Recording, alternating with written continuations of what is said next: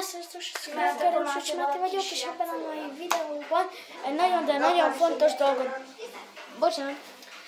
nagyon fontos dolgot be akarok nektek jelenteni. Ez a Nóri volt, köszönöm be, légy szíves. Halli! És ebben a mai videóban azt szeretném bejelenteni, hogy amikor majd lesz az őszi szünet, akkor tervezek nektek egy vloggal, egy teljes ami Ausztriába fog elkészülni, és lesz egy house tour. Igen, meg ott fogunk találkozni a legjobb barátommal. Igen. És képzeljétek el, hogy abban a vlogban lesznek a... Agyra így kattál a szívemmel, nagyon is. Meg ott az Ausztria fele úton lesz videó, minden lesz ott. Plusz akkor is lesz, akkor kezdjük el, amikor pont vanunk. Igen, akkor fogjuk elkezdeni, nagyon várom.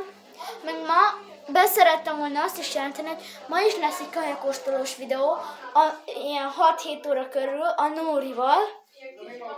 Egy csoki kóstolós videóval. Elmondod, Léci, hogy milyen? Banános csoki. De ez mikrofon? Nem, ez ilyen távirányító.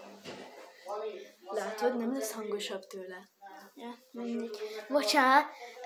Na, szóval ennyit szerettem volna mondani. Remélem várjátok a csoki kóstolós videót. Én is a vlog. Én nem várom annyira a csoki kóstolós videót, de a vlogot természetesen nagyon várom. Szóval, Na mindegy. Én Ramsis Máté voltam. Addig is találkozunk a következő videóban. Addig is szevasztok!